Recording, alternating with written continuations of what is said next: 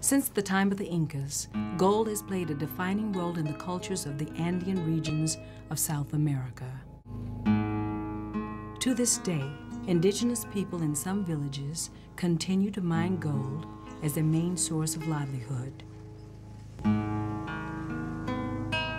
The Latin American landscape reflects the invasiveness of many decades of gold mining, stripping away the physical beauty of the region. But the devastation from gold mining extends far beyond the natural landscape. Nambia, Ecuador, located near the Peruvian border, 6,000 feet above sea level. The settlement exists for one purpose only: gold mining. The most widely used substance for separating the gold from sediment is mercury, also known as quicksilver.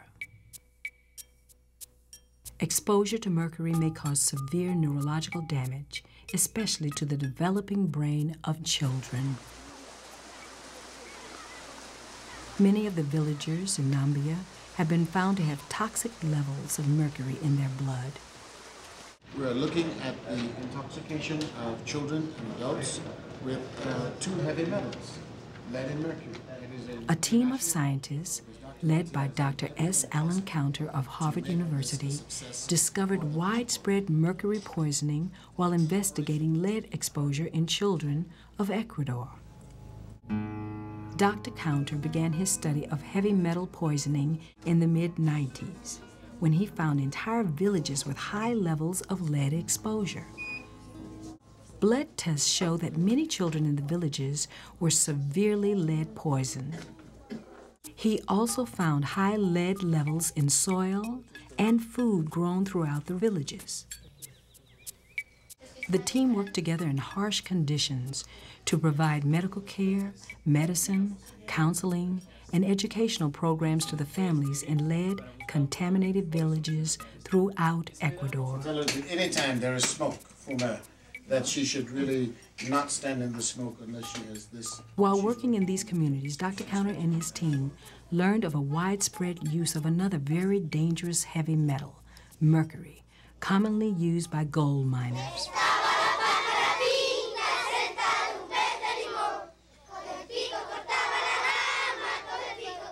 The team learned of one remote gold mining settlement in the Ecuadorian interior called Nambia. Nambia means the place that no one can find. Incessant rain and mudslides added to the already hazardous mountain terrain. Many roads were impassable. The ferry system here at the Zamora River consisted of a primitive cable and pulley system. The cable was all that kept the team from being swept downstream with the rushing current. Crossing via the footbridge, as Dr. Buchanan found, was just as exciting.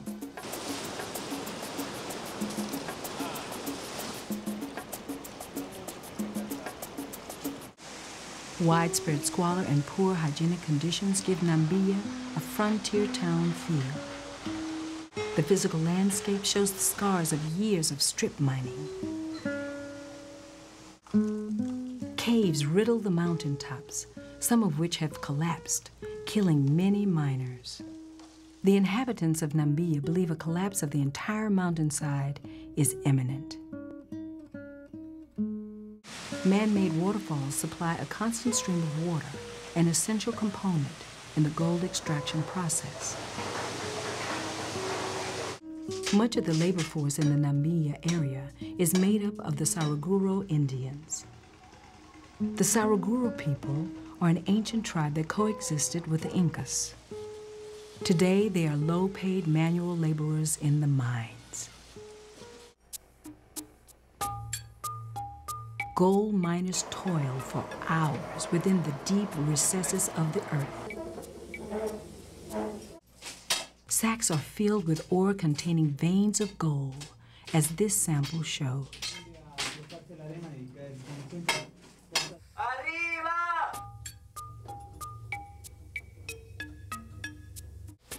The sacks of gold ore weighing up to 70 pounds are transported from the mines.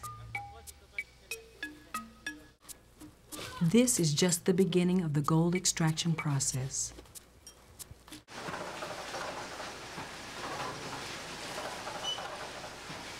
The ore is ground into a fine soil. Filtering mats catch a combination of gold particles and sediment.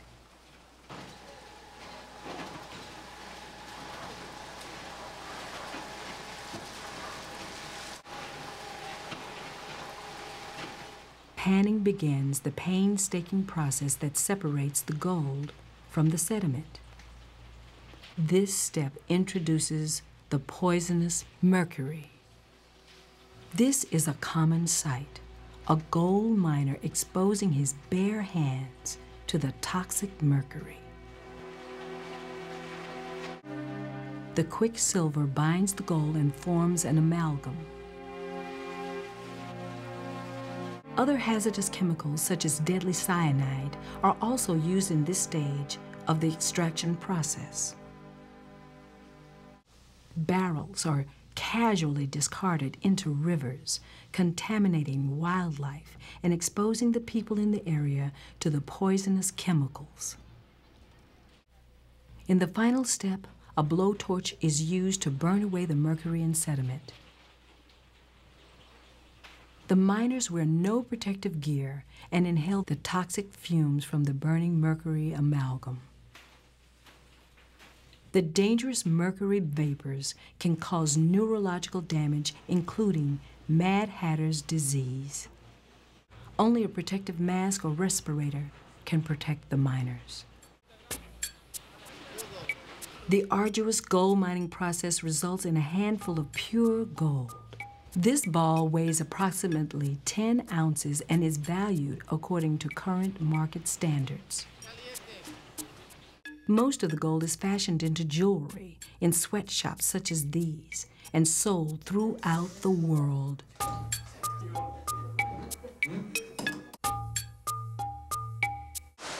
The medical team set up base in the military barracks in Namibia.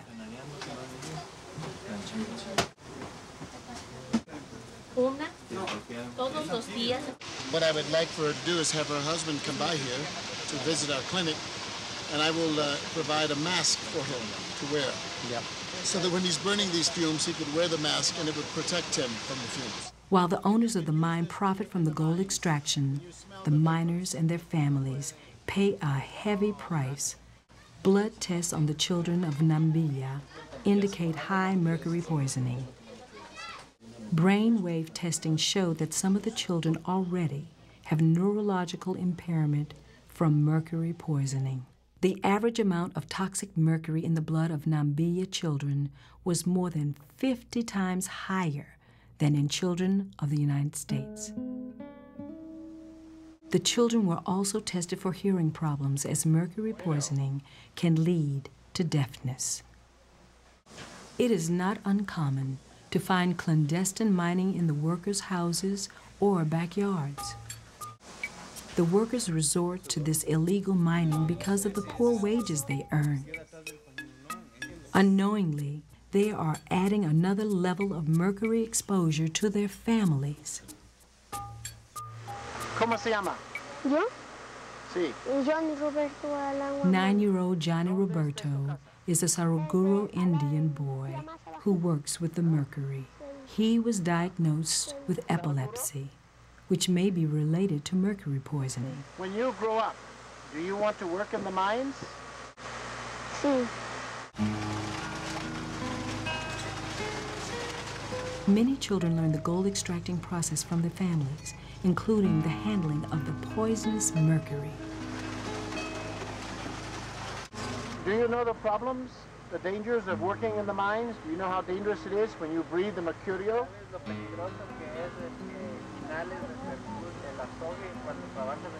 No.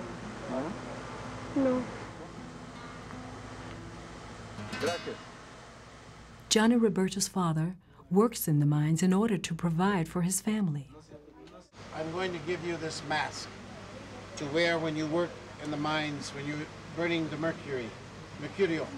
When you take the mercury, The mask will prevent the breathing of poisonous vapors in the future. Though John Roberto's father continues to face the daily dangers associated with mining, he will at least have one level of protection against toxic mercury exposure. De nada. De nada. De nada. Dr. Counter and his team believe that through education and health care and support from Ecuador and abroad, the children of the gold mines will have a chance for a better life.